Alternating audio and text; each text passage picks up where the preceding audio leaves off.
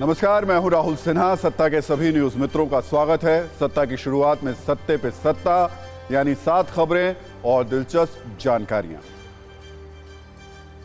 सत्ता में आज हम 2 युद्ध की बात करेंगे। एक इजराइल हमास युद्ध जो बम और बारूद से लड़ा जा रहा है। दूसरा 4 राज्यों का चुनावी युद्ध भारत में चल रहा है, जिसका परिणाम कल आ जाएगा। सत्ता में आपको बताएंगे कैसे देश में चुनावी युद्ध के बीच नेताजी सक्रिय हैं, अलर्ट हैं। सत्ता की स्पेशल कुंजी से ये आपको समझाएंगे कि कैसे देश के 5 राज्यों में चुनावी वॉर जोन बन चुका है। कल के चुनावी नतीजों से पहले आज अलग अलग पार्टी के नेता दावों वाला दम दिखा रहे हैं। मध्य प्रदेश के सीएम शिवराज सिंह चौहान ने कहा है कि सूबे में फिर से बीजेपी की सरकार बनेगी। वहीं कमलनाथ ने कहा कि पूर्ण बहुमत से कांग्रेस की वापसी होगी। नेताओं के दावे का सच जो भी हो, लेकिन नतीजे का एक अपडेट कल सुबह 6 बजे से TV9 भारतवर्ष पर आप लगातार देखते रहेंगे। 4 राज्यों के नतीजे पर लगातार कवरेज में हर सीट की सबसे पहले आपको जानकारी मिलेगी। आपको बता दें, मिजोरम में मतों की गिनती 3 की जगह अब 4 दिसंबर को होगी। बारूदी वॉर जोन की बात करें तो आज गाजा में इजराइल की सेना ने भीषण बमबारी की। पिछले 12 घंटे में 400 से ज्यादा हमास के ठिकानों को तबाह कर दिया। विस्फोटक वीडियो कुंजी से आपको बताएंगे कि कैसे यह युद्ध फिलहाल रुकने वाला नहीं है। अमेरिकी बंकर बस्टर की गूंज एक बार फिर गाजा में सुनाई दी। इजराइल ने हमास की सुरंगों पर इसका इस्तेमाल किया। अब हमास का क्या होगा और कैसे bunker buster bomb game changer साबित हो सकता है, इस पर भी हमने एक स्पेशल कुंजी तैयार की है। सत्ता के न्यूज मित्रों को सावधानी वाली एक जानकारी दे दें। सरकार ने उपभोक्ताओं के हितों की रक्षा करने के लिए ई-कॉमर्स प्लेटफॉर्म्स पर डार्क पैटर्न पर प्रतिबंध लगा दिया है। आपको सावधान करने वाली कुंजी के जरिए ये बताएंगे कि कैसे डार्क पैटर्न्स के जरिए आपको गलत जानकारी दी जा रही थी या गुमराह किया जा रहा था। एक और सावधान करने वाली जानकारी आपको दे दें। भारतीय मौसम विभाग के मुताबिक मिचोंग तूफान तेजी से आंध्र प्रदेश की ओर आ रहा है। अगले 24 घंटे में यह चक्रवात का रूप ले लेगा। 5 दिसंबर को आंध्र प्रदेश से टकराएगा। चक्रवात के असर से नागपट्टनम में समुद्र 100 मीटर पीछे चला गया। तो सत्ता में आज 2 तरीके के युद्ध की बात होगी। एक तरफ बारूदी युद्ध और दूसरी तरफ चुनावी युद्ध। बारूदी युद्ध इजराइल और हमास के बीच लड़ा जा रहा है, जबकि सत्ता के लिए चुनावी युद्ध भारत के 5 राज्यों में राजनीतिक दलों के बीच लड़ा जा रहा है। गाजा युद्ध पर पूरी दुनिया की नजर है, तो 5 राज्यों के चुनावी युद्ध पर पूरे भारत की नजर है। इसलिए हमने आज ये तय किया है कि सत्ता के न्यूज मित्रों को एक साथ दोनों युद्धों के बारे में समझाएंगे, क्योंकि गाजा युद्ध का असर पूरी दुनिया पर पड़ने वाला है और चुनावी युद्ध का असर 2024 के लोकसभा चुनाव पर पड़ने वाला है। दोनों युद्ध में कैसे कैसे हथियार और क्या चुनावी दांवपेच है, इस पर हमने सत्ता की एक विस्तृत कुंजी तैयार की है, जो आपके सामने बहुत सी तस्वीरें साफ कर देगी। अब से ठीक 13 घंटे बाद 4 राज्यों के चुनावी नतीजों को बताने के लिए ईवीएम खुल जाएगी। कल का दिन हमारे नेताओं के लिए किसी युद्ध से कम नहीं है। चुनाव के बाद माना जाता है कि चुनावी युद्ध खत्म हो गया, लेकिन अपने देश में ऐसा नहीं होता है। बस वोटिंग खत्म होने के बाद युद्ध में जनता की भूमिका खत्म हो जाती है और जीतने वाले विधायकों की भूमिका बढ़ जाती है। पिछले 5 वर्षों से राजनीतिक दल जो मेहनत कर रहे हैं, उसका नतीजा कल ही आएगा। ये ठीक उसी तरीके से है जैसे युद्ध से पहले सैनिक तैयारी करते हैं और एक दिन आता है जिसे D-Day कहते हैं, यानी डिसीजन डे, फैसले का दिन। जिस तरीके से हमास ने अपने लड़ाकों को सुरक्षित रखने के लिए टनल का निर्माण कराया है, उसी तरीके से राजनीतिक दल भारत में नतीजों के दिन होटल बुक करा लेते हैं। जैसे हमास के लड़ाके टनल में सुरक्षित रहते हैं, उसी तरीके से राजनीतिक दल होटल में अपने विधायकों को छिपाकर टूटने से बचाए रखने के लिए सुरक्षित रखना चाहते हैं। गाजा युद्ध में इजराइल और हमास के बड़े बड़े कमांडर हैं, तो चुनावी युद्ध में कांग्रेस और बीजेपी ने अपने अपने कमांडर्स को मैदान में उतार दिया है। जिस तरीके से इजराइल हमास इस युद्ध में अपने अपने इलाकों को बचाने के लिए एंटी मिसाइल सिस्टम की इस्तेमाल कर रहा है, ठीक उसी तरीके से अपने विधायकों को टूटने से बचाने के लिए राजनीतिक दलों ने लग्जरी बसें और चार्टर प्लेन तैयार कर लिए हैं। जहां जैसे ही उम्मीदवार बढ़त बनाने लगेगा, वैसे ही वो लग्जरी बस और प्लेन में बैठकर टनल रूपी होटल में पहुंच जाएगा, जहां वो बड़े बड़े नेताओं की निगरानी में बिल्कुल सुरक्षित रहेगा और तब तक रहेगा जब तक सरकार ना बन पाए, विश्वास मत हासिल ना हो पाए। कल का दिन नतीजों के अलावा एक दूसरे के विधायकों में सेंध लगाने का भी है। कौन किसके कितने विधायक तोड़ सकता है, ये वैसे ही है जैसे गाजा युद्ध में कौन किसके किन इलाकों पर कब्जा कर सकता है। उसी तरीके से विधायकों को तोड़ने की कहानी भी देखने को मिल सकती है। जिस तरह युद्ध में मिसाइल, ड्रोन और फाइटर जेट का इस्तेमाल करके एक दूसरे के इलाकों पर कब्जा किया जा रहा है, उसी तरीके से चुनावी युद्ध में मोबाइल फोन भी बहुत बड़ा हथियार बन चुका है। चुनाव खत्म होते ही जिताऊ उम्मीदवारों के फोन की घंटी बजने लगेगी। कुछ विधायकों का फोन हो सकता है वेटिंग में भी हो, तो कुछ आउट ऑफ रीच भी बता सकते हैं। हालांकि इन तैयारियों के बीच नेता अपनी अपनी पार्टी के लिए जीत का दावा लगातार कर रहे हैं। भारत माता की, भारत माता की।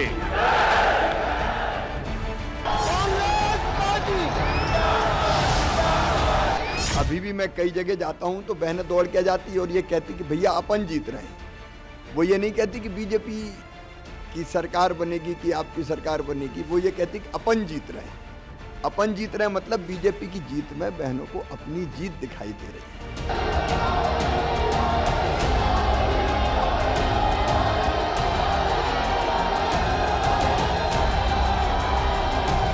प्रदेश की जनता कमलनाथ जी को अपना प्यार और आशीर्वाद देंगे। बीजेपी तो इनका आखिरी दिन है आज, पुलिस, पैसा और प्रशासन का दुरुपयोग करने का।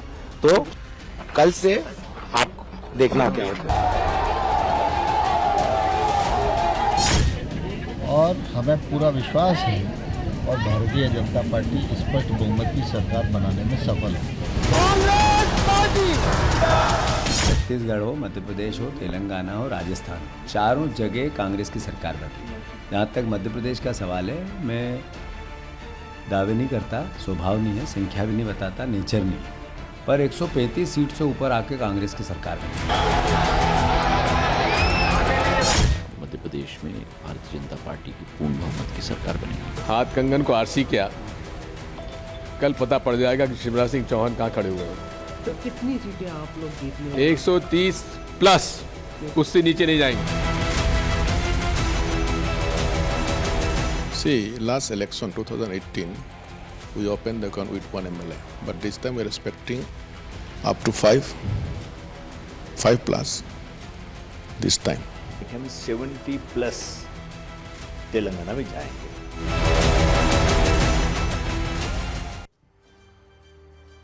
अब एक एक करके चुनावी युद्ध क्षेत्र की बात कर लेते हैं और सबसे पहले राजस्थान के रण की तस्वीर आपको दिखा देते हैं।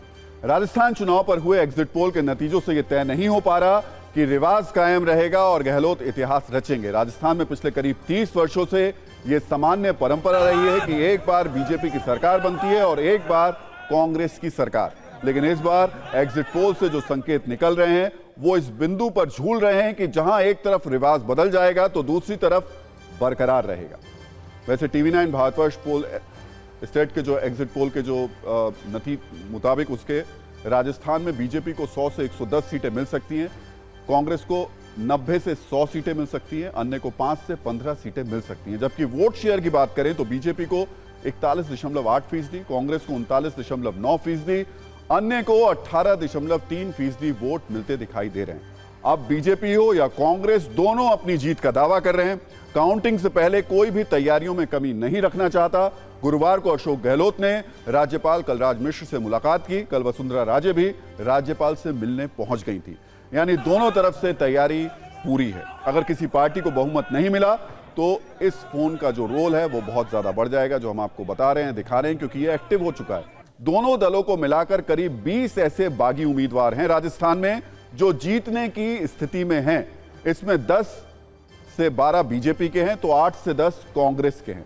कांग्रेस और बीजेपी दोनों ऐसे निर्दलीय उम्मीदवारों के फोन करने में इस वक्त लगे हुए हैं। उनके नेता जिसके जीतने की संभावना है या फिर वो रेस में आगे दिखाई दे रहे हैं। बागी और निर्दलीय प्रत्याशियों के भी फोन लगातार बज रहे हैं। दोनों पार्टियों ने संपर्क साधना शुरू कर दिया है। पार्टी के बड़े नेताओं को सौंपा बागियों और निर्दलियों को मनाने का जिम्मा भी अब है इस वक्त उनके ऊपर। बीजेपी में जयपुर से दिल्ली तक हलचल बढ़ गई है। देर रात तक अपनी अपनी मजबूती को लेकर बड़े नेता जीत की संभावना वाले प्रत्याशियों से लगातार संपर्क करते नजर आ रहे हैं। जानकारी यह भी है कि पूर्व सीएम वसुंधरा राजे, नेता प्रतिपक्ष राजेंद्र राठौड़, प्रदेश अध्यक्ष सीपी जोशी समेत कई बड़े नेता लगातार प्रत्याशियों से मुलाकात करके जीत हार का गणित निकाल रहे हैं। यह भी देखा जा रहा है कि सीटों का गणित कम रहा तो किस तरीके से सरकार बनाई जाए। बीजेपी की कोशिशों के बीच कांग्रेस एग्जिट पोल से पहले सरकार के पक्ष में अंडर करंट की बात कर रही थी, लेकिन अब एग्जिट पोल देखकर कांग्रेस उत्साहित हो गई है। मुख्यमंत्री अशोक गहलोत ने पहले ही दिल्ली में राष्ट्रीय अध्यक्ष मल्लिकार्जुन खड़गे और दूसरे केंद्रीय नेताओं से मुलाकात की।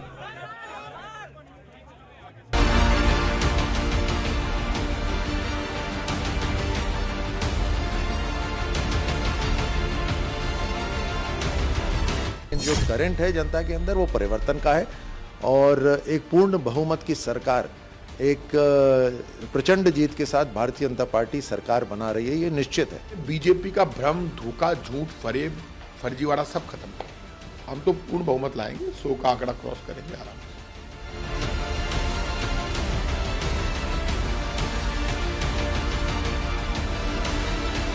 जो एग्जैक्ट पोल आएगा, जो एग्जैक्ट रिजल्ट आएगा, वो बिल्कुल ही भारतीय जनता पार्टी के पक्ष में होगा। पूरे मेजॉरिटी से हम लोग सरकार बनाएंगे। जनता का जो मूड था, जनता में जो उत्साह था, नॉट जस्ट विद्याधर नगर जहाँ से मैं प्रत्याशी थी, लेकिन पूरे राजस्थान में जहाँ जहाँ से मेरी बात हो रही थी, जहाँ मैं गई भी थी, वहाँ पर पूरी तरह से जनता ये चाहती थी कि भारतीय जनता पार्टी की सरकार आए। बार बार जो एक ही उम्मीद के साथ बीजेपी बैठी हुई थी कि एक परिपाटी बनी हुई थी इस साल से राजस्थान में कि एक बार कांग्रेस और एक बार बीजेपी, अब की बार रिवाज बदलने वाला। बीजेपी में 8-9 चेहरे हैं, कोई नेता नहीं है, एक दूसरे को मानने को तैयार नहीं है। तो ऐसी परिस्थिति में कैसे आप मानते हो कि भारतीय जनता पार्टी को कोई वोट देगा?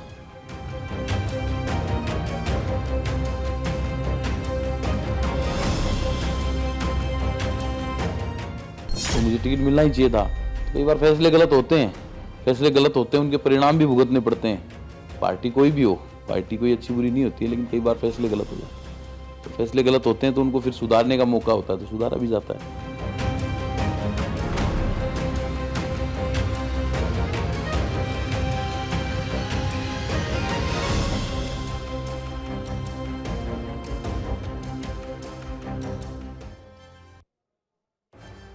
और राजस्थान के बाद अब बात करते हैं मध्य प्रदेश और छत्तीसगढ़ की। मध्य प्रदेश के ज्यादातर एग्जिट पोल में इस बार बदलाव के संकेत मिल रहे हैं, लेकिन कई एग्जिट पोल ऐसे भी हैं जिनका दावा है कि मध्य प्रदेश में कमलनाथ का राज नहीं बल्कि कमल का राज होगा, यानी बीजेपी की ही सरकार बनेगी।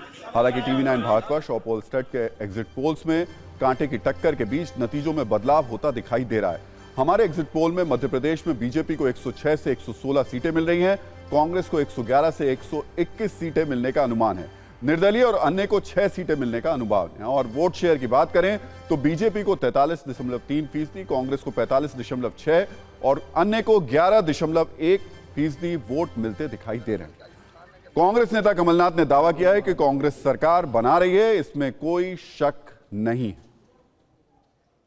अगर छत्तीसगढ़ की बात करें तो पोलस्टेट के जो एग्जिट पोल हैं उसकी हम आपको आंकड़े दिखा देते हैं। बीजेपी को 35 से 45 सीटें, कांग्रेस को 40 से 50 सीटें, अन्य को 3 सीटें मिलने की उम्मीद है। वोट शेयर की बात करें तो बीजेपी को 43.8%, कांग्रेस को 45% वोट मिल रहे हैं, जबकि अन्य को 11.2% वोट मिल रहे हैं, यानी यहां सरकार नहीं बदल रही है, कांग्रेस की सरकार रहने वाली है। ये ऐसे एग्जिट पोल के परिणाम नजर आ रहे हैं। लेकिन एग्जिट पोल से अलग बीजेपी का दावा है कि वो सरकार बना रही है, तो कांग्रेस का दावा है कि उसकी सरकार आ रही है। उछल कर जो बड़े बड़े दावे करते थे 75 पार, और जो राजनीतिक पंडित ये कहा करते थे कि भाजपा लड़ाई में नहीं है, ये उनके लिए झटका है। हम शुरू से जो बात कह रहे थे कि छत्तीसगढ़ में पूर्ण बहुमत से भारतीय जनता पार्टी की सरकार बन रही है। छत्तीसगढ़ खुशहाली और तरक्की की ओर आगे बढ़ेगा। छत्तीसगढ़ में कांग्रेस के कुशासन का कल अंत होने वाला है। छत्तीसगढ़ की जनता की आकांक्षा पूरी होने वाली है। कम से कम मुस्कुराने का मौका तो मिला। 3 तारीख को अंतिम निर्णय होंगे, लेकिन तब तक राहत है कि कम से कम गवर्नमेंट में तो आ रहे हैं। अभी भी मुझे लगता है कि 60 के आसपास होना चाहिए, ±60 होना चाहिए, और वो होगा तो संतोष होगा। उससे कम होगा तो जरूर निराशा होगी, लेकिन काम करने का मौका अगर मतदाता देते हैं तो ये हम सब के लिए बड़े सौभाग्य की बात होगी। कल तेलंगाना चुनाव के नतीजे भी आएंगे। तेलंगाना में कांग्रेस और बीआरएस में कांटे की टक्कर है। दोनों ही दल बहुमत के करीब हैं। दोनों का दावा है कि उनकी सरकार बन रही है, तो हमारी नजर इन चारों राज्यों पर रहेगी। वैसे तेलंगाना में कांग्रेस के क्राइसिस मैनेजर कहे जाने वाले डीके शिव कुमार पहुंच चुके हैं। उन्होंने दावा किया है कि कांग्रेस का कोई उम्मीदवार कहीं नहीं जा रहा है। हालांकि बीआरएस पर कांग्रेस के उम्मीदवारों को अपनी तरफ मिलाने का आरोप लगा रहा है। इस बीच बीआरएस ने साफ किया कि उन्हें पूर्ण बहुमत मिल रहा है। उन्हें दूसरे दलों के नेताओं को तोड़ने की जरूरत नहीं है। यानी तोड़फोड़ और जोड़ना घटाना सिर्फ उत्तर भारत के राज्यों तक सीमित नहीं है, दक्षिण भारत में भी चुनावी युद्ध काफी तनावपूर्ण है। लेकिन इस सब के बीच में ये जो एग्जिट पोल के नतीजे आ रहे हैं वो बता रहे हैं कि तेलंगाना में फिलहाल सबसे ज्यादा मजबूत स्थिति में कांग्रेस है। We are not worried. No one will go. All our candidates, whomever they have approached, they have already informed us that this is the attempt they are trying to make. They are also very cautious. We are also very cautious. Sheer stupidity of the Congress party and Mr. D.K. Shivkumar to make such kind of stupid allegations and mediocre allegations that KCR is trying to be in touch with their MLAs. By saying that, D.K. Shivkumar is portraying distrust or mistrust on his own MLAs. I mean, you're insulting your own MLAs, leave alone, mudslinging on KCR, but he's insulting his own MLAs, number one. Number two is that KCR or BRS party does not require anybody's support tomorrow. We are emerging as a single largest party and we will form the government comfortably. Mizoram के नतीजे अब सोमवार को आएंगे। चुनाव आयोग ने वहां मतगणना की तारीख एक दिन के लिए टाल दी है। ईसाई समुदाय के लोगों ने चुनाव आयोग से कहा था कि वो रविवार को चर्च जाते हैं, इसलिए काउंटिंग को एक दिन आगे बढ़ा दिया जाए, जिसे चुनाव आयोग ने मान लिया है। TV9 भारतवर्ष ने भी नतीजों की मेगा तैयारी की है। कल सुबह से लगातार सबसे तेज नतीजे और उनका विश्लेषण आप TV9 भारतवर्ष पर देख पाएंगे। सामान्यतः रविवार को सत्ता नहीं होता है, लेकिन कल हम सत्ता का स्पेशल शो भी लेकर शाम को 7 बजे आएंगे, इसलिए आप सुबह से ही सबसे तेज नतीजे और प्रामाणिक विश्लेषण के लिए TV9 भारतवर्ष से जुड़े रहिएगा। वैसे कल आने वाले नतीजों पर कौन हंसेगा और कौन दुखी होगा ये भी तय होने लगा है। दरअसल 4 दिसंबर से संसद का शीतकालीन सत्र शुरू होने वाला है। उससे पहले सर्वदलीय बैठक हुई। इस बैठक में संसदीय कार्य मंत्री प्रहलाद जोशी ने कहा कि कांग्रेस नेता प्रमोद तिवारी से जरा मुस्कुरा दीजिए, फोटो अच्छी आएगी। अब इस पर प्रमोद तिवारी ने तपाक से जवाब भी दे दिया, हम तो कल ही मुस्कुराएंगे, वो भी नतीजों के बाद। गंभीर और एक दूसरे को हमेशा हराने के भाव पर केंद्रित रहने वाली राजनीति के बीच ये संवाद आपको सुनना चाहिए। मैं गुस्से में बैठे ऐसे हो जाता। मैं तो तैयार हूँ, आप बताइए तो। लखनऊ हम तो तैयारी बैठे हैं, जो कल हंसेंगे हम। मैं गुस्से में बैठे ऐसे हो जाता। मैं तो तैयार हूँ, आप बताइए तो।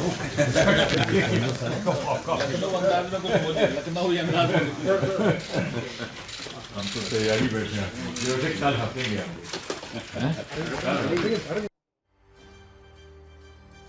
अब कौन सी पार्टी मुस्कुराएगी और कौन दुखी होगी ये तो कल ही पता चलेगा। लेकिन न्यूज मित्रों से अपील है कि आप मुस्कुराते रहिए और चुनावी नतीजों के लिए कल सुबह से TV9 भारतवर्ष से जुड़ने का रिमाइंडर लगा लीजिए।